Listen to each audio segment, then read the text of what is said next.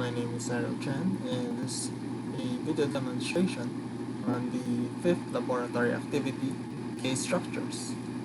So first is we need to open up NI LabVIEW and create a new project, a blank project.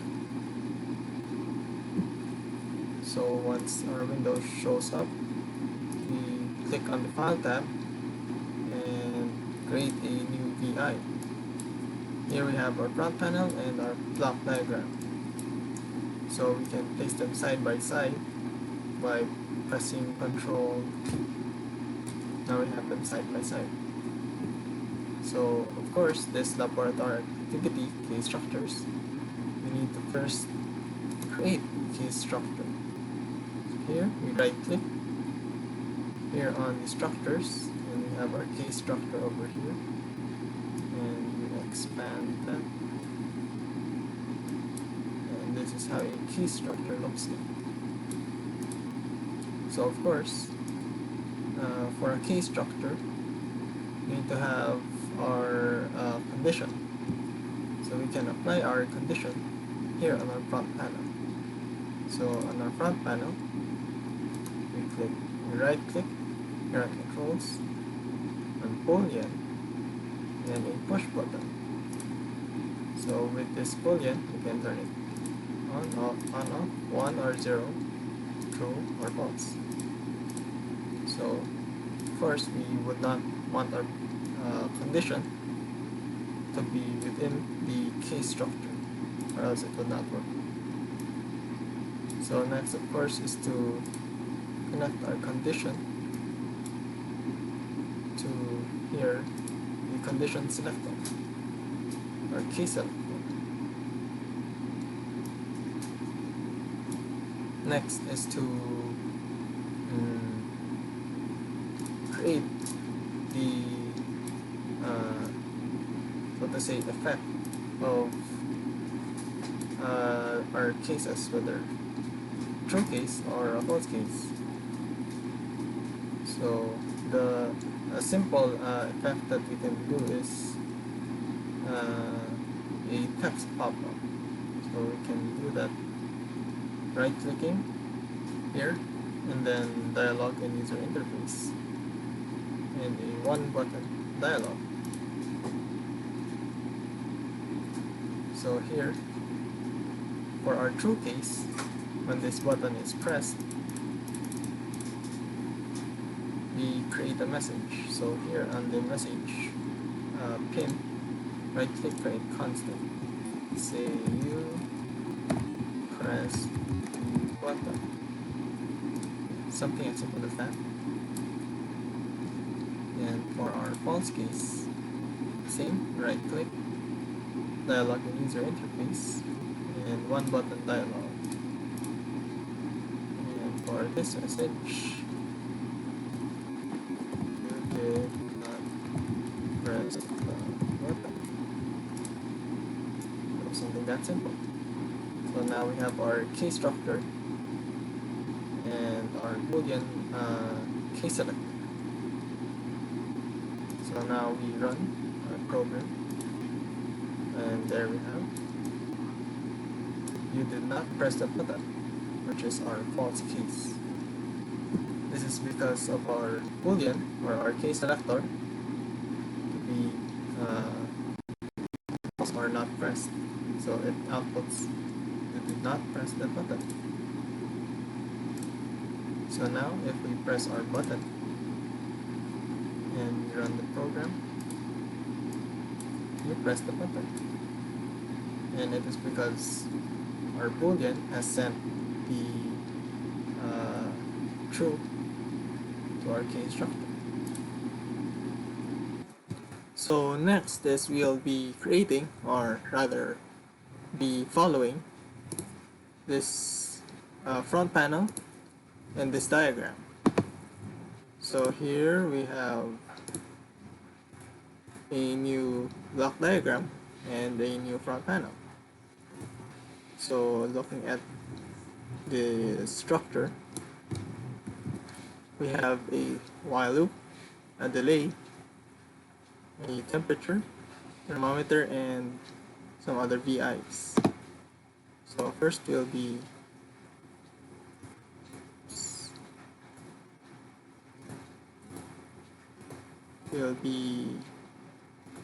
opening up our while loop.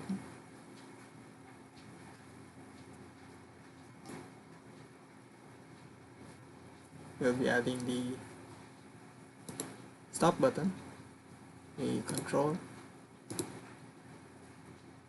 We'll be adding our delay.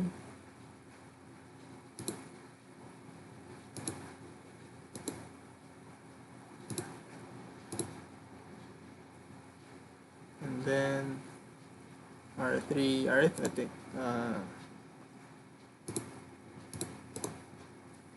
VIs.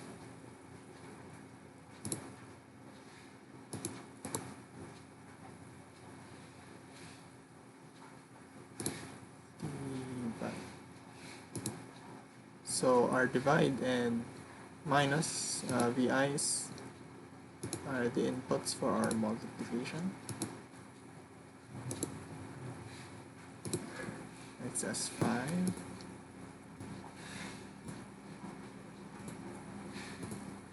YS 9. And for our minus, the Y is 32.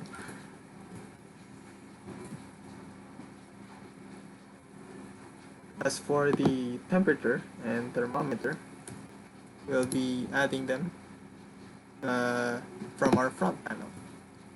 So we'll be moving these.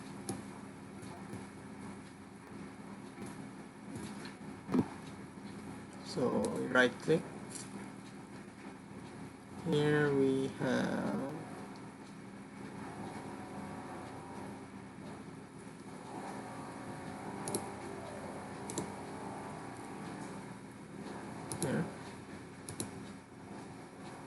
a slider and a thermometer. So let's resize this.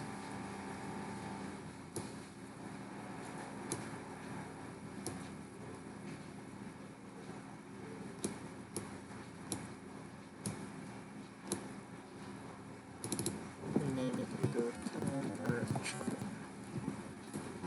This one thermometer. We also enlarge this.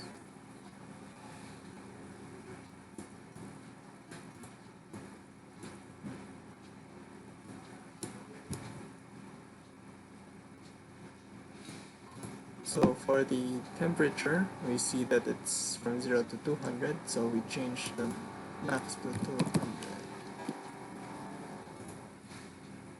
And we see that there are displays here down on the bottom. We can do that by right-clicking, visible items, and digital display. And see, we have our display here.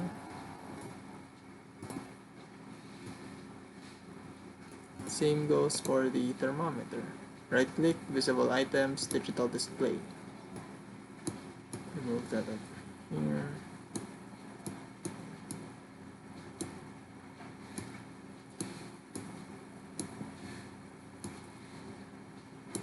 The stop button, we enlarge it.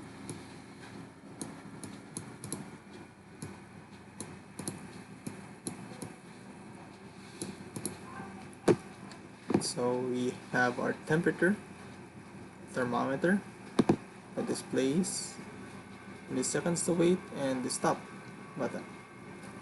And for diagram, so here we now have our temperature. It's placed here, connect it to the X and the minus, and the thermometer will be accepting the output of the multiplication.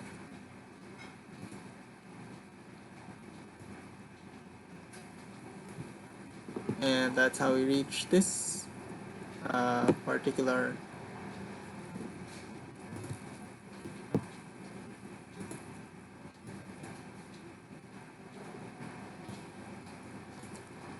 And that's how I reach this particular block diagram. Quite identical if I say so myself. And this front panel.